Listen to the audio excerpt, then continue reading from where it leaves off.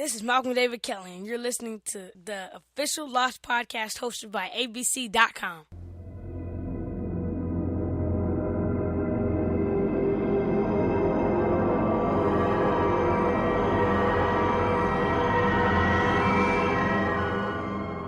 Welcome to a special summer edition of the Official Lost podcast, hosted by ABC.com. This podcast, we have a special post-finale interview that we gathered with Harold Perrineau and Malcolm David Kelly.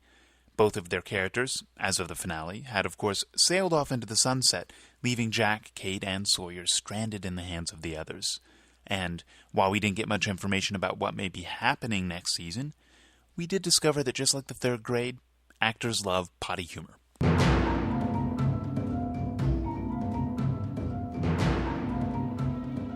Okay, welcome to the Official Lost podcast. We're here today for a special session with Harold Perrineau and Malcolm David Kelly. Tell us a little bit about the bond that you guys have off screen. I mean, you play father and son on camera. Is there something behind the scenes as well? Does it translate? Malcolm, you see him try to duck? Look at it. Try to No, duck. I was burping. You were burping. And if that doesn't answer your question, I don't know what. Like, yeah, we're totally bonded off screen and on. We don't see each other as much as we used to see each other, but you know, we got nothing but love for each other. Or I got love for him. He's goofing I love off. you, man. I love you, Malcolm. Now, I heard a story though that you were driving on the island a couple of months back, and your kids were in the back seat, and that you were like, whoa, wait, but this was kind of weird. Like they were all becoming friends, and it was like crossing families. I mean, what was going on? It was weird for me, but he probably doesn't even remember. Like for him, it's probably just a moment, and it's just and I've told the story on Kimmel. Did Kimmel tell you I told the story? Yeah. No, wait. Somebody played the clip. Oh, did I they? heard the clip. Yeah. It was Yeah, no, it was, they were just sort of talking back. And I don't ever tell a story with him or my daughter near. Because I don't want to get hit. And then it'd be parent abuse. You're the hitting. Are you the hitting type? Is this a reverse role here then? Yeah. I'm He batters pretty me. violent. He batters me, okay? But what was it like? What was it like seeing him for the first time after such a long period of time? It was cool, just seeing him again. We always used to have so much fun, and then just getting back to that, I missed it. So What kind of fun did you like? Shoot hoops between, or shoot volleyballs, or whatever it is you guys have on play set? video games. You was teaching me how to box. We were watching boxing matches. It was just we were having a great time. You were teaching him how to box? I was, yeah. I'm a huge boxing fan. And so we had, boxing gloves and mitts and all that stuff at my house. And so we were working on that. But, for my pay for that, he would teach me how to do the, what's the thing with the light? Laser tag. Laser tag. I'm terrible at laser tag. So then he would teach me laser tag. That was my, it's like, all right, come on. We sort of bartered. So who won in laser tag?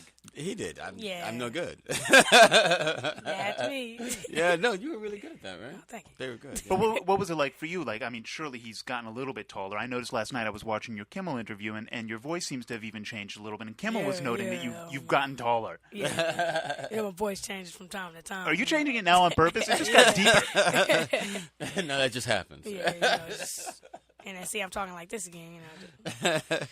Yeah, he's way more mature though. Can't you tell? Like he's mature. He's like a teenager, man. He's ready for the world. I have noticed that. In fact, one thing that I wanted to ask you about is I've noticed that we commented on it before the interview started that your hair, we can track the growth of your hair throughout the season. Exactly.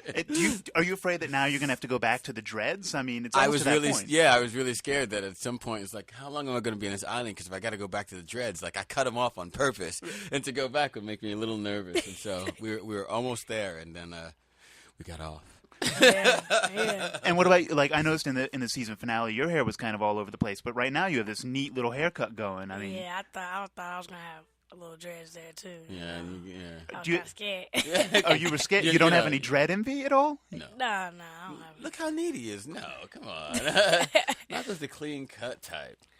Yeah, kind of. So would you ever want to grow facial hair like Harold? I mean, Harold has this nifty little I forget what you call this whole thing. Goatee, Yeah. soul patch. I just have the soul patch. You myself. just have the soul patch. Yeah. I do the whole goatee. Like I can't do like what I did in the beginning, just that part. But I like the whole thing. Did you see what Adewale did with his little? Yeah, he did. That was pretty interesting. He had that little thing on it. He always finds some quirky little thing that people pick up on. He's really good at that. What other quirky little things did he find? No, I just mean when we were doing Oz, he had this thing with a hat. And Like with a propeller? I mean, no. He had this little hat. Yeah, You tell him that. are you Yeah, kidding? well, No. the hat with the propeller, man. No, he had this hat when we were doing Oz that was like a little knit hat, and his head was bald. It would just sort of stick on his head, and everybody was like, "How does that hat stay on his head?" So he has a way of finding these like little things that are interesting to him that wind up being like really like catching to the audience and stuff like that thing with his beard. Do you have anything like that? I don't. I'm not that interesting. I'm just not. Well, what about you? Do you ever so? Would you ever want to grow facial hair? I mean, is he a role model for you in that sense? Yeah. I think I want to grow facial hair. Just to see how it's like. I gotta try it. If I don't like it, I just shave it off. What about like how tall do you want to be? Do you want to be taller than Harold? Please.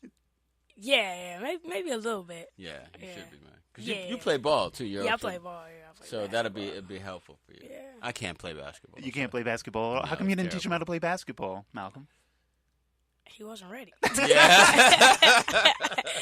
You know what? He's right. And I have scars from when I was a kid because my family, I got a family of athletes. My dad was a basketball player and all this other stuff. And I danced, and so I was just a black sheep. So I'm scarred. When it comes to basketball, I'm just all scarred. Mentally and physically. It Exactly. sounds like. It's really bad. So I have a mental block. I can't even learn it. So Your brothers. It was an excuse for your brothers and sisters to all pound on you. I take it. I only have brothers, and my brothers and cousins, and my dad. And they all just kind of look at me and go, I don't know how he got here. I hope he does something with his life. What about you? How much of a baller are you? Do you have a team, or you just go and hustle people on the streets? I do a little of that from time to time. But I play with my city Bellflower Park. We got Parks and Recs, and we just gather up teams and we just play ball. And we were in the playoffs. Is it a citywide tournament? Yeah, city tournament. Do you ever like try and throw the other team off? You're like, do you know who I am? I'm going to talk backwards on you unless you let me score and throw them off. Well, some of them recognize me from time to time, so Do they ever? Does that make them step up to you, or does that make them step off? they try to step up, but it doesn't work. Malcolm got skills on the court, man. Malcolm has real skills. Don't sleep. Maybe we'll see some of that in the special spin-off sitcom of Malcolm, of Walt, Walton and the Michael, yeah, and the talking. and the talking dog. Yeah, I'm sorry, I spoiled your joke, man. I messed it all up. I think that it would be a perfect idea. I mean, what do you think is What do you think's happening with you guys now that you've left on the boat? Do you think you guys are going to run out of gas and have to swim back to shore for next season? What do you think? I think there's probably a lot of throwing up. Because I found out a while ago that we were gonna take the boat and go off, right? Right. And while we were in Hawaii, Josh got a boat. He has a boat, and so we went out fishing, and we went out maybe 2 miles from the island, and I was sick. It was sickening. The boat kept rocking and throwing us, and I was like, wait a minute. Suddenly I started rethinking, how are Michael and Walt going to get from this island to wherever land is? So I'm imagining it's just a lot of throwing up. That's what's going on. I think Josh Holloway secretly likes to do that. He talked about that in the podcast interview, at the beginning of the season, about how the raft sequence from last year, how everyone was getting sick. And Yeah. anyone, even the biggest man's man, will get sick on the boat. Yeah. That boat was rocking. That was terrible. Wasn't it terrible? It was terrible. Did you get sick too? Yeah, I got sick. Was Josh laughing at you all? No, nobody caught me. I did it kind of on a sneak tip. Nobody caught me, but You went to the bathroom or something, yeah, right? yeah, I went to the bathroom when nobody was looking. Pretend you're playing your Game Boy or whatever it is. No, I'm not sick. Yeah. So it was all good. It was just that one time though. Then I was cool. I didn't eat for about 20 hours a day. But yeah. But That's funny. But talking about going back to your character, the arc that your character went through, it seemed like obviously right now, at the end of the season, everyone's like, oh my God, is he another? Is he a bad guy? But it seems like it's really been a trajectory from the beginning of the season. Does it feel that way for you? Yeah, it's all been the same sort of thing. He's just like a guy trying to make things right. That's really it. From the time he lost his kid till now, he's just trying to find a way to make it right. And after he'd settled, okay, he's going to be gone from me, then Walt winds up back in his life again, and they wind up in this horrible situation, and it just seems to escalate. And this last part just ramped it up, just that much more, because he's that close to making it right. He's that close to like having his son and being the father he wanted to be, and that close. And like then there's the crash, and then the others come, some weird Zeke kind of looking weird hillbilly takes him off. Like, yes, like no, you can't take that away from him. So. Yeah. So I think, he's just got to do what he can. So I think his trajectory is the same. It just got harsher at the end. Now, did you know what happened to your character when he was taken away with the others? For example, when you first came back, the audience didn't know that, your character, what had happened to him. Right. I didn't know either. I had no idea. I didn't know until I found out that I was going to kill the other two women. And they sort of gave me a preview of what was going to happen in Michael's flashback episode. So they told me like, oh, you're going to kill these two people, and I was like, oh wow, that's crazy. And then they said it's mostly because you want to get your son back, and the others sort of need you to get Henry Gale out and blah blah blah. And so they gave me a little bit of a preview about it. And then when I saw the script, I was really excited to see all that stuff that went through. And then the killer part is bringing Walt in and then taking him away again. Yeah, that was definitely the most heartbreaking moment. What was it like? Father do anything. What was it like for you two acting in that scene? Was it challenging at all to bring yourself to that moment? What's that? Like the moment where specifically in the episode 3 minutes, I believe it is, where Walt is brought into the tent and he's like, "You have 3 minutes to talk to your father." Oh yeah. Yeah, that was pretty crazy. You just I see my dad all tied up against a tree or whatever, and I can't really talk to him, and I'm being watched at the same time, so I can't really tell him anything to get me out of there. And it's basically like, am I ever gonna see you again? And then once we get on this boat and we're gone, I'm happy as can be. Yeah. Was it pretty difficult for you, or was it pretty easy? No, not easy. It was a tough day. No. That was a tough day. Like that was a hard day. It's just seeing him and then having to go through that whole thing of having him there and them snatching him away, and that was a long hard day. Yeah. All right, we've asked all the other actors, we've gotten some great stories about pranks and goofs that go on the set. We heard from Naveen Andrews something called corpsing. Oh man, what is that? Corpsing it's a British slang term for laughing. Basically, like he talks about how him and Dominic, like in the 15th hour, just break down laughing in the middle of a take. Oh. And then we heard from Matthew Fox. Was it Matthew Fox? No, it wasn't Matthew Fox. We heard from...